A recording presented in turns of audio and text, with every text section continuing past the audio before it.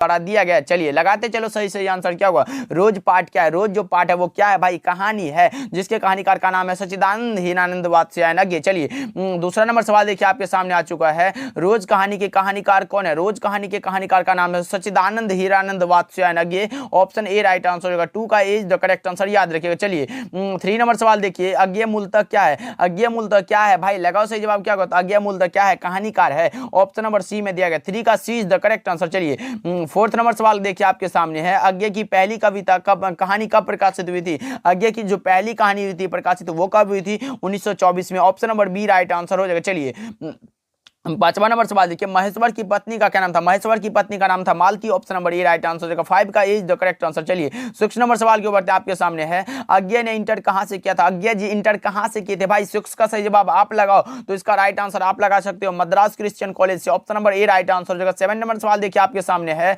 रोज कहानी की नायिका कौन है, रोज कहानी की नायिका का नाम है कौन सा, Malti, option number C right answer हो जाएगा। चलिए 8 नंबर सवाल के ऊपर आपके सामने आ चुका है, उत्तर प्रियदर्शी नाटक के नाटककार कौन है, उत्तर प्रियदर्शी नाटक के नाटककार का नाम है कौन सा, Agyeya ji, option number B right answer हो जाएगा। चलिए 9 नंबर सवाल को देखते हैं आपके सामने, कौन सी कृति अज्ञेय की है, निम्नलिखित में कौन सी रचना जो अज्ञेय की रचना है वो है नदी के द्वीप, ऑप्शन बी राइट आंसर हो जाएगा, 9 का B is the correct answer. चलिए 10 नंबर सवाल देखिए आपके सामने आ चुका है, लगाएंगे सही जवाब क्या होगा, निम्नलिखित में कौन सी रचना अज्ञेय की नहीं है, निम्नलिखित में कौन सी रचना जो अज्ञेय की नहीं है भाई, वो हो जाएगा कौन सा, Pallava, option number A right answer हो जाएगा, 10 का इज द करेक्ट आंसर, याद रखिएगा इंपॉर्टेंट क्वेश्चन है। चलिए 11 नंबर सवाल देखिए आपके सामने है, शेखर एक जीवनी किस विधा के करते हैं, शेखर एक जीवनी जो रचना वो क्या है भाई, ये लगाओ सही जवाब क्या होगा, 5 का, तो मैं बता दूं इसका राइट आंसर होगा उपन्यास, option number C right answer हो जाएगा। चलिए 12 नंबर सवाल आपके सामने है, अज्ञेय की मां का क्या नाम, अज्ञेय के माताजी का नाम था व्यंती देवी और पिताजी का नाम था डॉक्टर हीरानंद शास्त्री। चलिए 13 नंबर सवाल देखिए आपके सामने है, रोज कहानी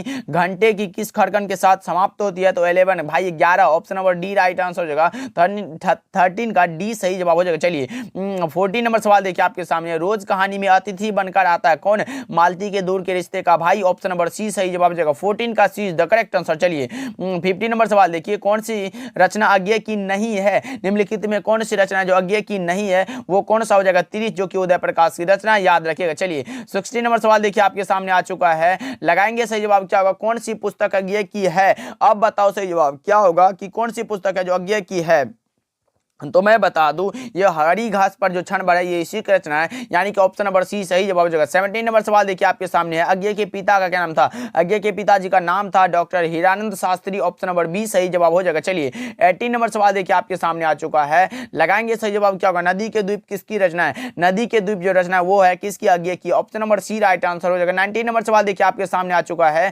अज्ञेय को ज्ञानपीठ पुरस्कार किस रचना पर प्राप्त हुआ, अज्ञेय जी को ज्ञानपीठ पुरस्कार दिया गया था कितनी नाव में कितनी बार पर, option number A right answer हो जाएगा, 19 का A is the correct answer. चलिए 20 नंबर सवाल देखिए, मालती महेश्वर की संतान का क्या नाम था, टी भाई कहां है, ऑप्शन नंबर सी में दिया गया है, 20 का सी सही जवाब है, याद रखिएगा। चलिए 21 नंबर सवाल को देखते हैं आपके सामने है, अज्ञेय किस वाद से संबंधित है, अज्ञेय जी किस वाद से संबंधित है, 21 का सही जवाब आप बताओ तो इसका राइट आंसर हो जाएगा कौन सा, ऑप्शन नंबर बी प्रयोगवाद हो जाएगा। चलिए 22 नंबर सवाल देखिए आपके सामने आ चुका है, मालती का पति क्या है, तो डॉक्टर है भाई, गैंग्रीन नामक बीमारी का, option number A right answer हो जाएगा, 22 का इज द करेक्ट आंसर। चलिए 23 नंबर सवाल देखिए, लेखक कितने वर्षों बाद मालती से मिलने आया था, तो यह बात है 4 वर्षों भाई का, ऑप्शन नंबर बी में दिया गया है, 23 का B is the correct answer. चलिए 24 नंबर सवाल देखिए आपके सामने आ चुका है, मालती का पति किस बीमारी का ऑपरेशन करके आए थे, मालती का पति जो थे वो किस बीमारी का ऑपरेशन करके आए थे, तो गैंग्रीन नामक बीमारी का, ऑप्शन नंबर सी सही जवाब हो जाएगा। चलिए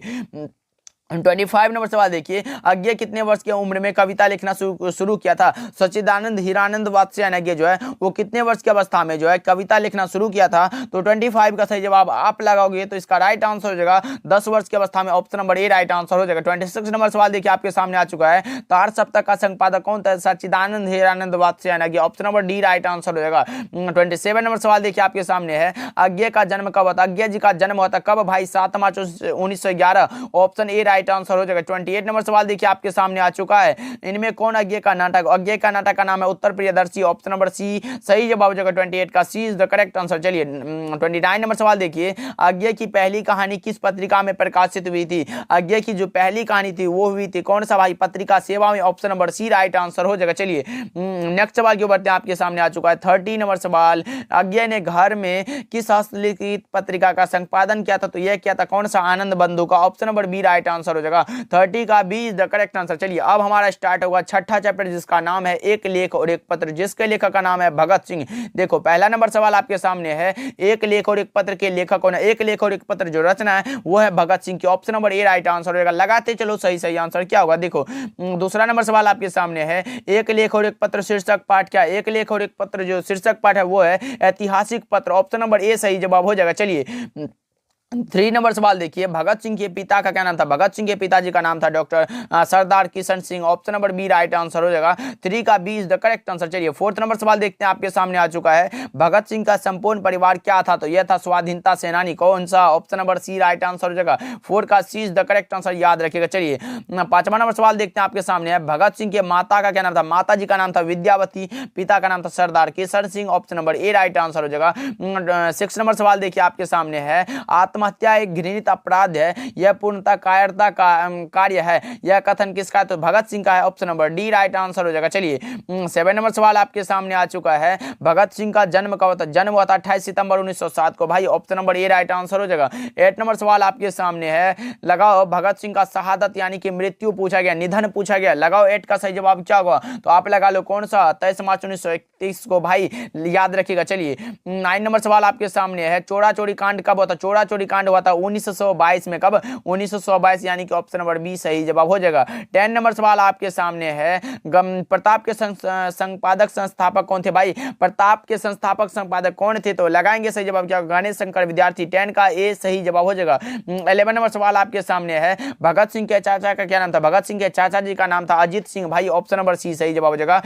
11 का बी सही जवाब हो जाएगा, याद रखिएगा। चलिए 12 नंबर सवाल देखिए, विद्यार्थी और राजनीति शीर्षक निबंध किसका लिखा हुआ है, विद्यार्थी और राजनीति शीर्षक जो है ये भगत सिंह का लिखा हुआ है, ऑप्शन नंबर सी सही जवाब हो जाएगा। 12 का सी सही जवाब याद रखिएगा। चलिए 13 नंबर सवाल देखिए, मतवाला पत्रिका कहां से निकलती थी, मतवाला पत्रिका निकलती थी कलकत्ता से, यानी कि option number D right answer हो जाएगा। चलिए 14 नंबर सवाल देखिए आपके सामने आ चुका है, भगत सिंह प्रभावित थे किससे, तो कार्ल मार्क्स से, भाई ऑप्शन नंबर बी में दिया गया है, 14 का बी राइट आंसर हो जाएगा। चलिए 15 नंबर सवाल देखिए आपके सामने है, मैं नास्तिक क्यों हूं, यह लेख किसका है, मैं नास्तिक क्यों हूं, यह लेख जो है यह है भगत सिंह के, option number A right answer हो जाएगा। 15 का ए राइट आंसर है, याद रखिएगा। चलिए 16 नंबर सवाल आपके सामने है, बंदी जीवन किसकी कृति है, बंदी जीवन जो रचना है वो किसकी है, अब लगाओ सही जवाब क्या होगा, तो मैं बता दूं 16 का जो सही जवाब हो जाएगा सचिंद्रनाथ सान्याल की, option number D right answer हो जाएगा। 17 नंबर सवाल देखिए आपके सामने है, भगत सिंह के पिता कितनी बार जेल गए थे, भगत सिंह के पिता अनेक बार जेल गए थे, यानी कि ऑप्शन नंबर सी लगा लो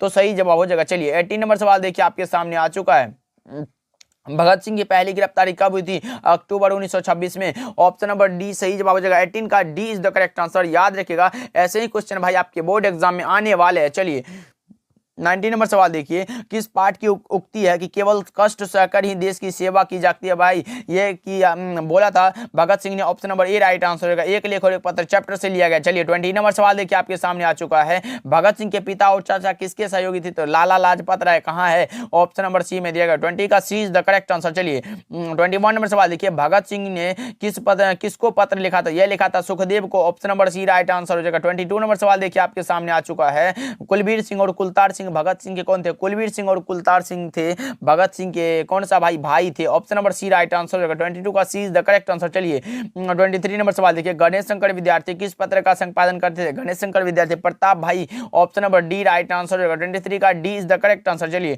24 नंबर सवाल देखिए आपके सामने है, भगत सिंह ने कैसी मृत्यु को सुंदर कहा है, भगत सिंह ने कैसी मृत्यु को सुंदर कहा है, तो यह कहा है देश की सेवा के बदले दी गई फांसी को, ऑप्शन नंबर सी सही जवाब हो जाएगा। 24 का C is the correct answer, लगा लो अच्छे से याद भी कर लो। चलिए 25 नंबर सवाल देखिए आपके सामने, पंजाब की भाषा तथा लिपि की समस्या के लेखक कौन है, यह है Bhagat Singh, option number A right answer हो जाएगा। 25 का ए राइट आंसर हो जाएगा। चलिए आगे बढ़ते हैं। देखिए आपका होता है अब स्टार्ट 7वां नंबर चैप्टर, जिसका नाम है ओ सदानीरा, जिसके लेखक का नाम है जगदीश चंद्र माथुर। इसका आप सही सही आंसर लगाते चलो। ओ सदानीरा शीर्षक पाठ क्या है? ओ सदानीरा जो शीर्षक पाठ है वो क्या है? नाटक है, कहानी है, उपन्यास है या फिर निबंध है? तो आपको पता होना चाहिए कि एक प्रकार का निबंध है, जिसके निबंधकार का नाम है जगदीश चंद्र माथुर। चलिए दूसरा नंबर सवाल को देखते हैं। ओ सदानीरा शीर्षक पाठ के लेखक कौन है? तो जगदीश चंद्र माथुर। कहाँ है? ऑप्शन नंबर बी में दिया गया, 2 का B is the correct answer. चलिए 3 नंबर सवाल को देखते हैं, आपके सामने आ चुका है। जगदीश चंद्र माथुर की रचना निम्नलिखित में कौन सी है? निम्नलिखित में कौन सी रचना है जो जगदीश चंद्र माथुर की है? तो आप लगा सकते हो कौन सा भाई?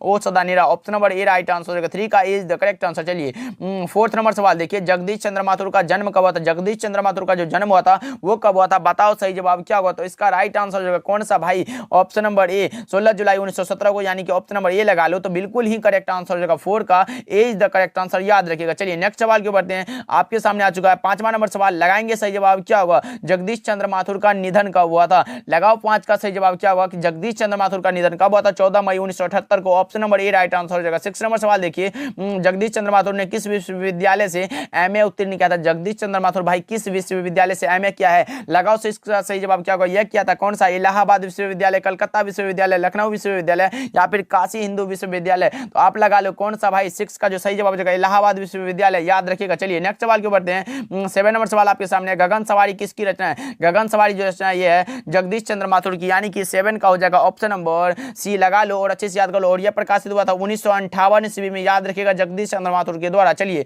8 नंबर सवाल को देखते हैं आपके सामने, ओ मेरे सपने क्या है? ओ मेरे सपने जो क्या है वो बताना है आपको। तो यह हो जाएगा नाटक, option number B right answer हो जाएगा, जो कि 1950 में प्रकाशित किया गया था। किसके द्वारा? तो इसके जो लेखक है, याद रखिएगा। चलिए नेक्स्ट सवाल क्यों बढ़ते हैं। 9 नंबर सवाल देखिए आपके सामने है, जगदीश चंद्र माथुर का कौन सा पुरस्कार दिया गया था? जगदीश चंद्र माथुर को दिया गया था वो कौन सा पुरस्कार है? तो वो जगह विद्या वारिधि की उपाधि, कालिदास अवार्ड ये भी दिया गया था, और बिहार राजभाषा पुरस्कार ये भी दिया गया था, यानी कि option number D right answer हो जाएगा। 9 का D is the correct answer, याद रखिएगा। चलिए 10 नंबर सवाल को देखते हैं, दशरथ नंदन शीर्षक नाटक किसकी रचना है? दशरथ नंदन जो रचना है वो किसकी है? तो यह है जगदीश चंद्र माथुर की, ऑप्शन नंबर ए सही जवाब हो जाएगा। 10 का A is the correct answer, भाई चैप्टर यही है तो लगा लो। चलिए 11 नंबर सवाल देखिए आपके सामने है, कोणार्क नाटक के नाटककार कौन है? कोणार्क नाटक के नाटककार का नाम क्या है? बताओ जी। यह हो जाएगा जगदीश चंद्र माथुर, 11 का ए सही जवाब हो जाएगा। चलिए 12 नंबर सवाल के ऊपर आपके सामने है, बहुजन संप्रेषण के माध्यम पुस्तक किसने लिखी है? तो यह लिखा किसने? तो जगदीश चंद्र माथुर ने, ऑप्शन नंबर बी सही जवाब हो जाएगा। और यह क्वेश्चन आपके बोर्ड एग्जाम में आया हुआ सवाल है, याद रखिएगा। चलिए 13 नंबर सवाल देखिए आपके सामने है, कर्नाट वंश के राजा हरि सिंह को किसका मुकाबला करना पड़ा था? कर्नाट वंश के राजा हरि सिंह को किसका मुकाबला करना पड़ा था? गयासुद्दीन तुगलक का, ऑप्शन ए राइट आंसर हो जाएगा। 13 का A is the correct answer. चलिए 14 नंबर सवाल देखिए आपके सामने है, चंपारण में धांगर कहां से आए थे? तो ये आए थे छोटा नागपुर से, ऑप्शन नंबर सी सही जवाब हो जाएगा। 14 का C is the correct answer, याद रखिएगा। चलिए 15 नंबर सवाल को देखते हैं आपके सामने है, गांधी जी चंपारण कब आए थे? तो अप्रैल 1917 में, ऑप्शन नंबर डी सही जवाब हो जाएगा। 15 का D is the correct answer. चलिए 16 नंबर सवाल देखिए, तीन कठिया प्रथा का संबंध है किससे भाई? तो नील की खेती से, ऑप्शन नंबर डी सही जवाब है। चलिए 17 नंबर सवाल देखिए आपके सामने, पंडई नदी कहां तक जाती है? भाई लगाओ सही जवाब क्या होगा? पंडई नदी जो है वो कहां तक जाती है, यानी कि 17 का सही जवाब आप लगा सकते हो तो लगाओ।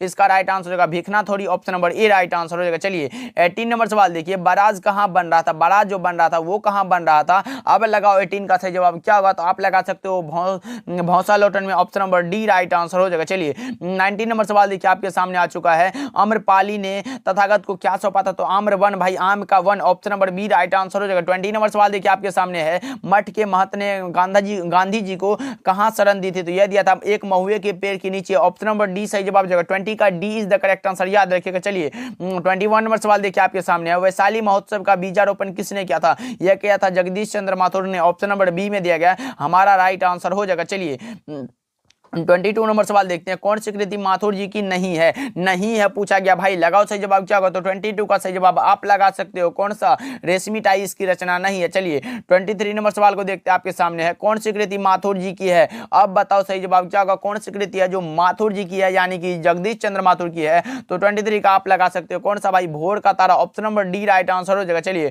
24 नंबर सवाल को देखते हैं, बोलते क्षण किस साहित्यिक विधा की कृति है? बोलते क्षण भाई पूछा जा रहा है कि क्या है? निबंध है, कहानी है, संस्मरण है या फिर आलोचना है। तो 24 का सही जवाब आप लगा लो, निबंध है। Option number A right answer हो जाएगा, जो कि जगदीश चंद्र माथुर के द्वारा दिया गया। चलिए 25 नंबर सवाल देखते हैं। ओ सदानेरा किसको निमित्त बनाकर लिखा गया? तो यह लिखा गया किसको भाई? गंडक नदी को। ऑप्शन नंबर बी सही जवाब हो जाएगा। 26 नंबर सवाल देखिए, थारन शब्द किस शब्द से विकसित है? तो थार से। ऑप्शन नंबर बी इसका भी सही जवाब हो जाएगा। 26 का बी राइट आंसर हो जाएगा। याद भाई करते चलो, हमारे साथ गुनगुनाते चलो, तभी याद हो पाएगा। चलिए 27 नंबर सवाल देखते हैं, आपके सामने है। बिहार के सुप्रसिद्ध सांस्कृतिक उत्सव वैशाली महोत्सव का बीजारोपण किसने किया था? तो यह किया था किसने? जगदीश चंद्र माथुर ने। Option number C right answer हो जाएगा। 28 नंबर सवाल देखिए, आपके सामने आ चुका है। गौतम बुद्ध का आविर्भाव कब हुआ था? यह हुआ था कब? 2500 वर्ष पहले। ऑप्शन नंबर बी इसका भी सही जवाब हो जाएगा। 28 का B is the correct answer. चलिए 29 नंबर सवाल देखिए, ओ सदानेरा के लेखक कौन है? ओ सदानेरा जो रचना है